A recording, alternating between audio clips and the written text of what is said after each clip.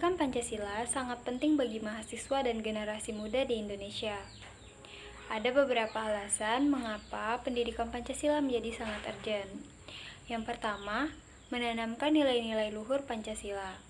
Pendidikan Pancasila bertujuan untuk mengenalkan, memahami, dan menginternalisasi nilai-nilai luhur Pancasila sebagai dasar negara dan pandangan hidup bangsa Indonesia. Hal ini penting untuk membentuk karakter dan jati diri generasi muda yang sesuai dengan kepribadian bangsa. Yang kedua, mempersiapkan generasi penerus bangsa. Mahasiswa dan generasi muda adalah penerus kepemimpinan dan pembangunan bangsa di masa depan.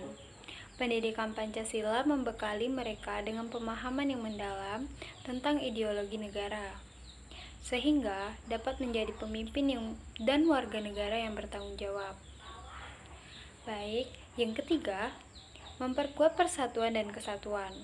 Di tengah masyarakat dan keberagaman Indonesia, pendidikan Pancasila berperan penting dalam memperkuat rasa persatuan dan kesatuan di kalangan generasi muda.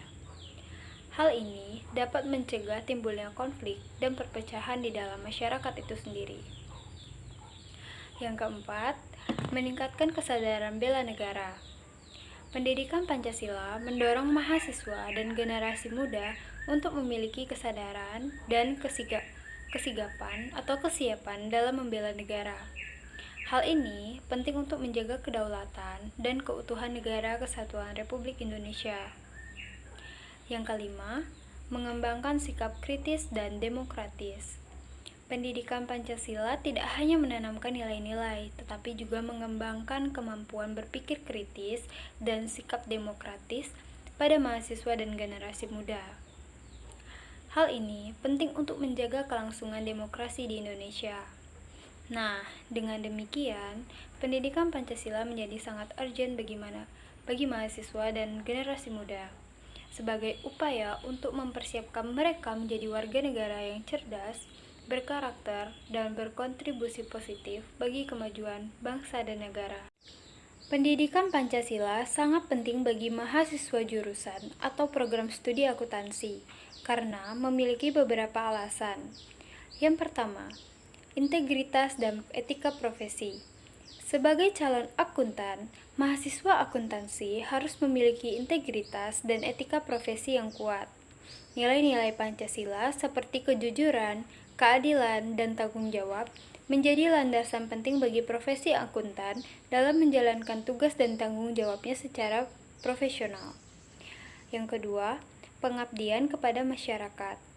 Profesi akuntan tidak hanya berkaitan dengan aspek teknis, tetapi juga memiliki tanggung jawab sosial kepada masyarakat.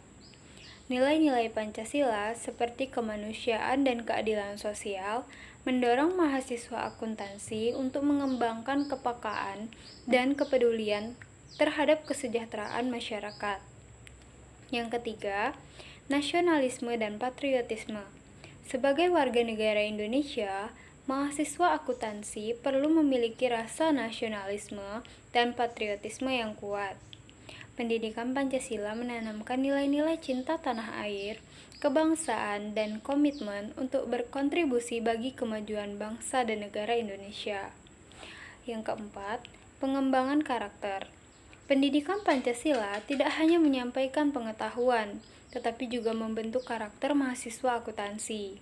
Nilai-nilai Pancasila seperti religius, gotong royong, dan musyawarah dapat menjadi landasan bagi pengembangan karakter yang sesuai dengan kepribadian bangsa. Yang kelima, pengambilan keputusan etis. Dalam profesi akuntansi, seringkali dihadapkan pada dilema etis dalam pengambilan keputusan. Nah, pemahaman yang mendalam tentang nilai-nilai Pancasila dapat membantu mahasiswa akuntansi untuk mengambil keputusan yang sesuai dengan prinsip-prinsip moral dan etika profesi. Dengan demikian, pendidikan Pancasila memiliki peran penting dalam mempersiapkan mahasiswa akuntansi menjadi profesional yang berintegritas, memiliki tanggung jawab sosial, dan berkontribusi positif bagi pembangunan bangsa dan negara Indonesia. Relasi antara pendidikan Pancasila dan program studi akuntansi sangat erat dan saling terkait. Itu dikarenakan beberapa hal. Yang pertama, integritas dan etika profesi. Nilai-nilai Pancasila seperti kejujuran, keadilan, dan tanggung jawab menjadi landasan etika bagi profesi akuntan dalam menjalankan tugas dan tanggung jawabnya. Pemahaman yang mendalam tentang Pancasila akan membantu mahasiswa akuntansi untuk mengembangkan integritas dan profesi yang kuat. Yang kedua, akuntabilitas dan transparansi. Pancasila, khususnya prinsip keadilan sosial, mendorong profesi akuntan untuk menjalankan tugas dan tanggung jawabnya dengan akuntabilitas dan transparansi. Hal ini sejalan dengan prinsip-prinsip akuntansi yang mengedepankan akurasi, keandalan, dan keterbukaan informasi keuangan. Yang ketiga, pengabdian kepada masyarakat. Nilai-nilai Pancasila seperti kemanusiaan, keadilan sosial mendorong mahasiswa akuntansi untuk mengembangkan kepekaan dan kepedulian terhadap kesejahteraan masyarakat. Hal ini dapat diwujudkan melalui berbagai kegiatan pengabdian masyarakat, konsultasi keuangan, dan pemberdayaan ekonomi. Yang keempat, nasionalisme dan patriotisme. Sebagai warga negara Indonesia, mahasiswa akuntansi perlu memiliki rasa nasionalisme dan patriotisme yang kuat. Pendidikan Pancasila menanamkan rasa cinta tanah air, kebangsaan, dan komitmen untuk berkontribusi bagi kemajuan bangsa dan negara, termasuk dalam bidang ekonomi dan keuangan. Yang kelima, pengembangan karakter. Pendidikan Pancasila tidak hanya menyampaikan pengetahuan, tetapi juga membentuk karakter mahasiswa akuntansi. Nilai-nilai Pancasila seperti religius, gotong royong, dan musyawarah dapat menjadi landasan bagi pengembangan karakter yang sesuai dengan kepribadian bangsa dan profesi akuntan. Nah, dengan demikian, pendidikan Pancasila memiliki relasi yang erat dan saling melengkapi dengan program studi akuntansi. Pemahaman yang mendalam tentang Pancasila akan membantu mahasiswa akuntansi untuk menjadi profesional yang berintegritas, bertanggung jawab, dan berkontribusi positif bagi pembangunan ekonomi dan keuangan negara. Selanjutnya, relasi antara tujuan negara untuk mencerdaskan kehidupan bangsa, tujuan pendidikan Pancasila, serta tujuan studi akuntansi dapat dijelaskan. Yang pertama, tujuan negara mencerdaskan kehidupan bangsa. Amanat konstitusi dalam pembukaan Undang-Undang Dasar 1945 menyatakan bahwa salah satu tujuan negara adalah mencerdaskan kehidupan bangsa. Tujuan ini mencakup upaya untuk meningkatkan kualitas sumber daya manusia Indonesia melalui pendidikan. Yang kedua, tujuan pendidikan Pancasila.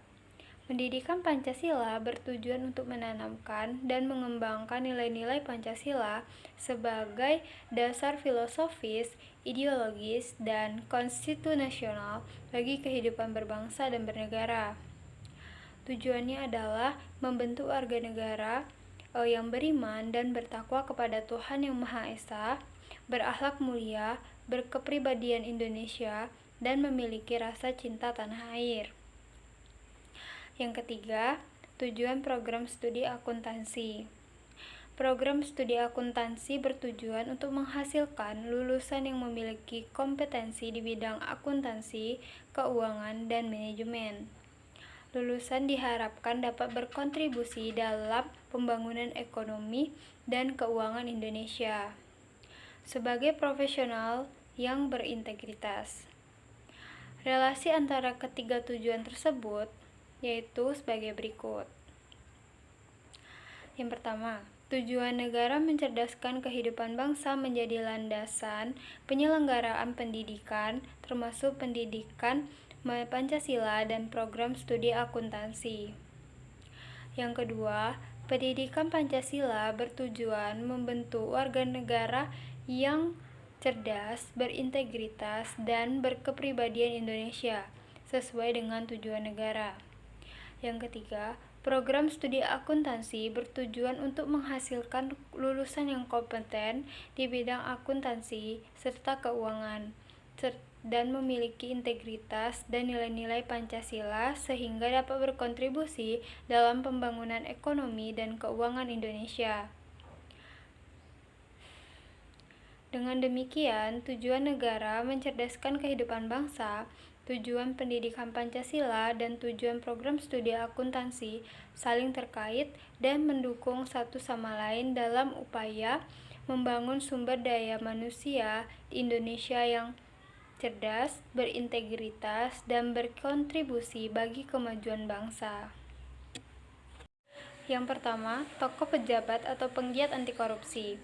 Abraham Samad, mantan Ketua KPK, Agus Raharjo, Ketua KPK, Laude M. Syarif, Wakil Ketua KPK, Lili Pintauli Siregar, Jaksa Agung Muda Tindak Pidana Khusus, Budi Gunawan, Kapolri, Komjen Pol Listio Sigit Prabowo, Kapolri, Bambang Wijoyanto, aktivis anti korupsi, dan yang terakhir ada Tenten Mas Duki sebagai aktivis anti korupsi. Yang kedua, tokoh pecinta lingkungan. Insinyur Siti Nurbaya Bakar, Menteri Lingkungan Hidup dan Kehutanan, Bustar Maitar, aktivis lingkungan sekaligus Direktur Eksekutif Yayasan Kehati, Longgena Ginting, aktivis lingkungan sekaligus Direktur Eksekutif Walhi, Wahyu Widi Hewindati, aktivis lingkungan sekaligus Direktur Eksekutif Greenpeace Indonesia. Yang ketiga, tokoh pejuang integrasi bangsa dalam era globalisasi, Megawati Soekarnoputri, mantan Presiden Republik Indonesia, Yusuf Kala, mantan Wakil Presiden Republik Indonesia, Luhut Binsar Panjaitan, Menteri Koordinator Bidang Kemaritiman dan Investasi, Retno Lestari Priyansari Marsudi, Menteri Luar Negeri Republik Indonesia. Yang keempat, tokoh penggiat moral atau karakter bangsa. Seto Mulyadi, psikolog anak dan pendidikan karakter.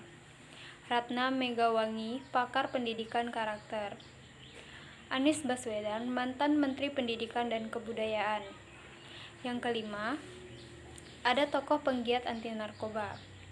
Budi Waseso, mantan Kepala BNN, Heru Winarko, Kepala BNN, Komjen Pol Listio Sigit Prabowo, Kapolri. Yang keenam, ada tokoh penegak hukum yang adil.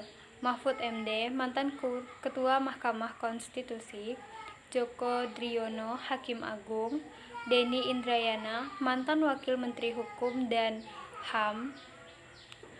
7. Tokoh anti terorisme. Tito Karnavian, mantan Kapolri, Komjen Pol Listio Sigit Prabowo, Kapolri, Suhardi Alyus, Kepala BNPT. Baik, saya akan menjelaskan pokok-pokok materi yang disampaikan oleh keempat tokoh tersebut di dalam sidang BPUPKI pertama. Yang pertama ada Muhammad Yamin, menyampaikan konsep dasar negara yang terdiri dari 5 prinsip, kebangsaan, internasionalisme atau perikemanusiaan, musyawarah, kesejahteraan sosial, dan ketuhanan. Menekankan pentingnya menjaga persatuan dan kesatuan bangsa Indonesia, mengusulkan nama Indonesia sebagai nama negara. Yang kedua, Ki Bagus Hadikusumo, menekankan pentingnya nilai-nilai keagamaan khususnya Islam dalam pembentukan negara Indonesia. Menyatakan bahwa negara Indonesia harus berdasarkan kepada ketuhanan yang Maha Esa. Mengusulkan agar Islam menjadi agama resmi negara. Yang ketiga, Insinyur Soekarno, menyampaikan konsep Pancasila sebagai dasar negara Indonesia. Menjelaskan 5 prinsip Pancasila, yaitu kebangsaan, internasionalisme, musyawarah, kesejahteraan sosial, dan ketuhanan. Menekankan pentingnya persatuan dan kesatuan bangsa Indonesia. Yang keempat, Supomo, menyampaikan konsep negara integralistik di mana negara, masyarakat, dan individu merupakan suatu kesatuan yang tidak dapat dipisahkan. Menekankan pentingnya gotong royong dan kekeluargaan dalam kehidupan bernegara. Mengusulkan agar negara Indonesia menerapkan sistem hukum adat yang telah lama berlaku di masyarakat. Secara keseluruhan, keempat tokoh tersebut menekankan pentingnya nilai-nilai kebangsaan, keagamaan, persatuan, dan kesejahteraan sosial dalam pembentukan negara Indonesia yang merdeka. 1. Pancasila sebagai identitas bangsa Indonesia. Pancasila merupakan identitas yang membedakan bangsa Indonesia dengan bangsa-bangsa lain di dunia. Nilai-nilai yang terkandung dalam Pancasila menjadi ciri khas dan pembeda bagi bangsa Indonesia. Pancasila menjadi dasar negara dan panduan dalam kehidupan berbangsa dan bernegara. 2. Pancasila sebagai kepribadian bangsa Indonesia. Pancasila mencerminkan kepribadian bangsa Indonesia yang religius, humanis, nasionalis, demokratis, dan berkeadilan sosial. Nilai-nilai Pancasila menjadi pedoman dalam bersikap dan berperilaku bagi masyarakat Indonesia. Pancasila membentuk karakter dan jati diri bangsa Indonesia. 3. Pancasila sebagai pandangan hidup bangsa Indonesia. Pancasila menjadi panduan dalam memandang dan memaknai kehidupan bagi bangsa Indonesia. Nilai-nilai Pancasila menjadi landasan dalam berpikir, bersikap, dan bertindak bagi masyarakat Indonesia. Pancasila mengarahkan bangsa Indonesia untuk menggapai cita-cita dan tujuan hidup bersama. 4. Pancasila sebagai jiwa bangsa Indonesia. Pancasila menjadi roh dan semangat yang menghidupkan bangsa Indonesia. Nilai-nilai Pancasila menjiwai setiap aspek kehidupan masyarakat Indonesia.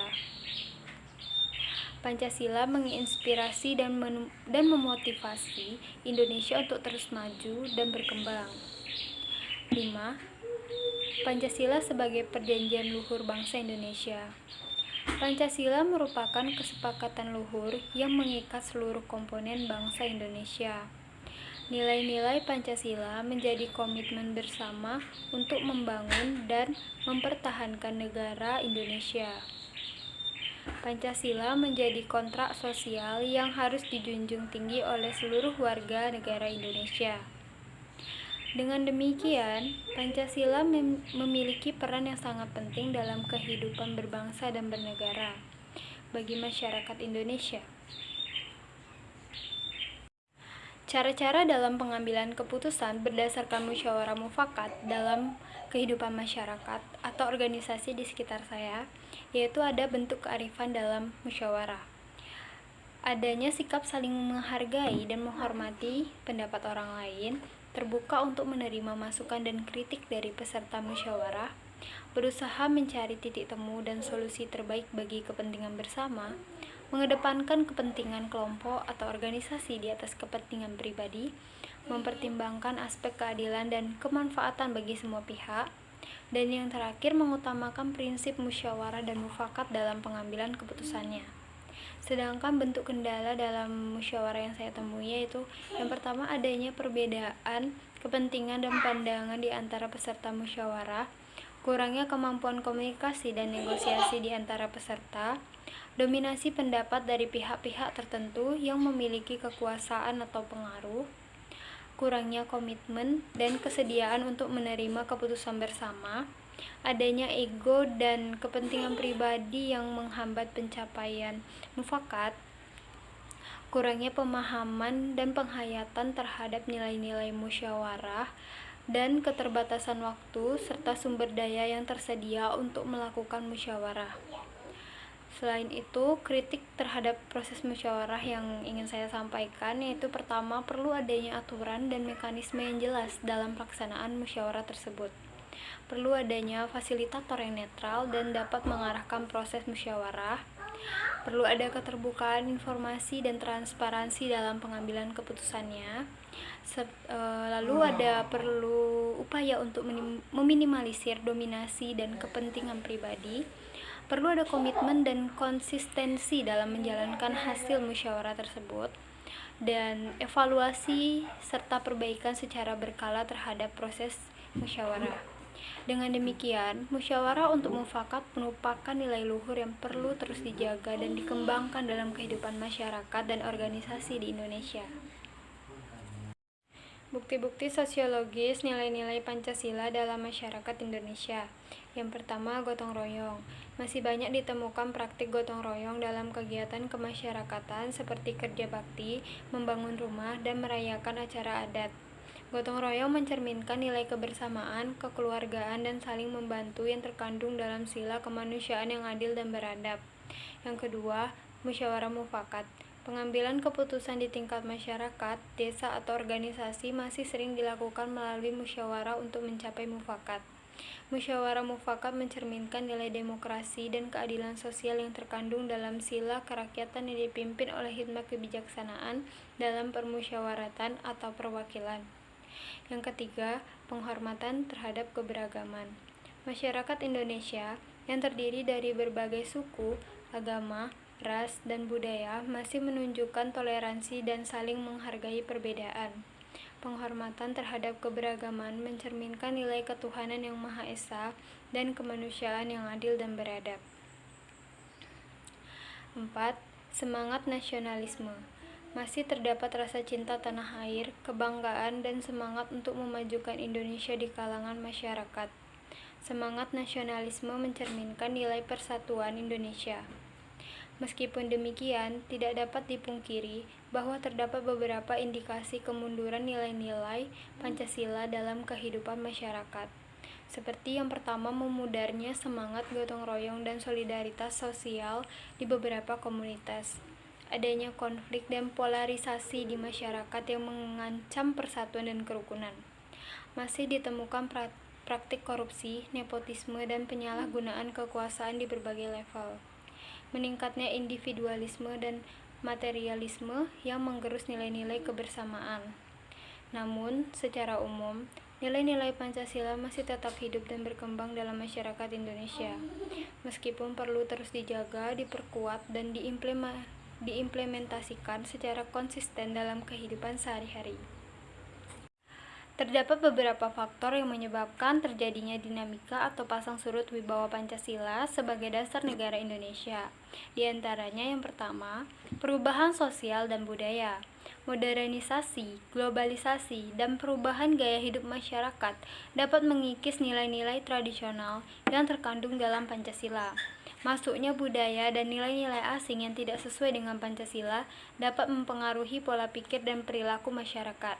Yang kedua, kepentingan politik. Adanya upaya dari kelompok-kelompok tertentu untuk mempolitisasi Pancasila demi kepentingan politik praktis.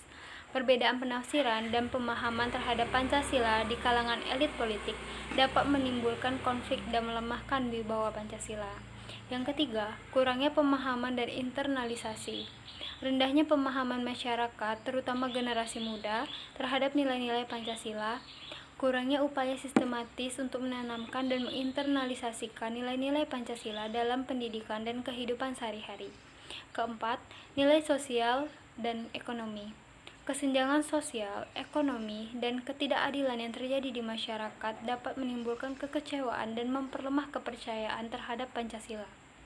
Krisis ekonomi dan ketidakstabilan sosial politik dapat memicu munculnya gerakan-gerakan yang menantang wibawa Pancasila. Kelima, pengaruh ideologi dan paham luar. Masuknya ideologi dan paham-paham asing yang bertentangan dengan nilai-nilai Pancasila seperti liberalisme, komunisme, atau radikalisme. Upaya penyebaran paham-paham tersebut dapat mengancam keberadaan Pancasila sebagai dasar negara. Nah, untuk mengatasi dinamika dan pasang surut wibawa Pancasila, perlu upaya-upaya yang sistematis dan berkelanjutan.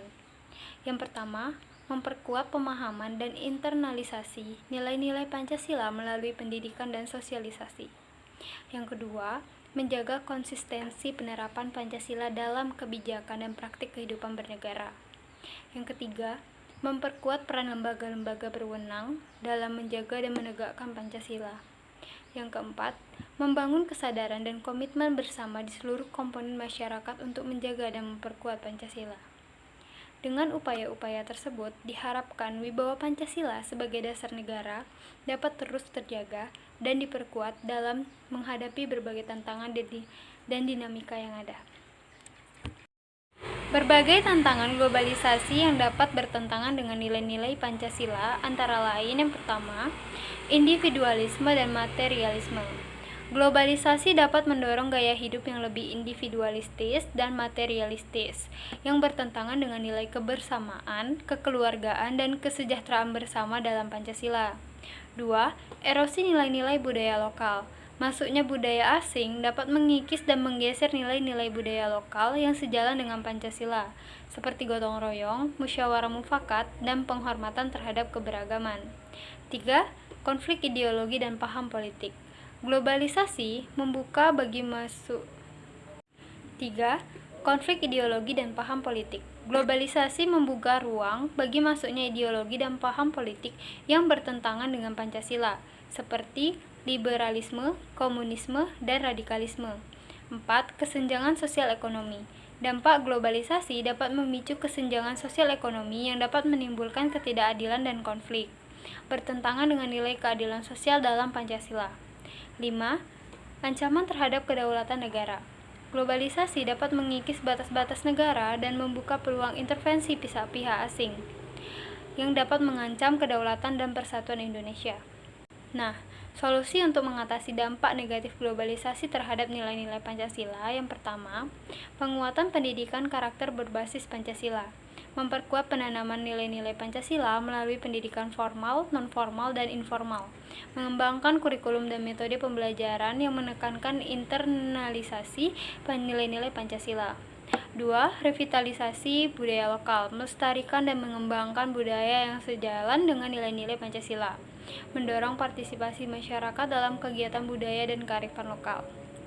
Yang ketiga, penguatan peran lembaga penegak Pancasila, memperkuat peran dan fungsi lembaga-lembaga yang berwenang dalam Pancasila dan menegakkan Pancasila seperti Badan Pembinaan Ideologi Pancasila, BPIP, meningkatkan koordinasi dan sinergi antara lembaga, pemerintah, masyarakat, dan pemangku kepentingan lainnya. Yang keempat, pembangunan ekonomi berbasis keadilan sosial. Mengembangkan model pembangunan ekonomi yang berorientasi pada pemerataan dan kesejahteraan bersama, mendorong partisipasi masyarakat dalam proses pembangunan ekonomi. Yang kelima, penguatan diplomasi dan kerjasama internasional, memperkuat diplomasi Indonesia dalam forum-forum internasional untuk mempromosikan nilai-nilai Pancasila, mengembangkan kerjasama internasional yang saling menguntungkan dan sejalan dengan prinsip-prinsip Pancasila. Dengan upaya-upaya tersebut diharapkan nilai-nilai Pancasila dapat terus dijaga dan diperkuat dalam menghadapi tantangan globalisasi.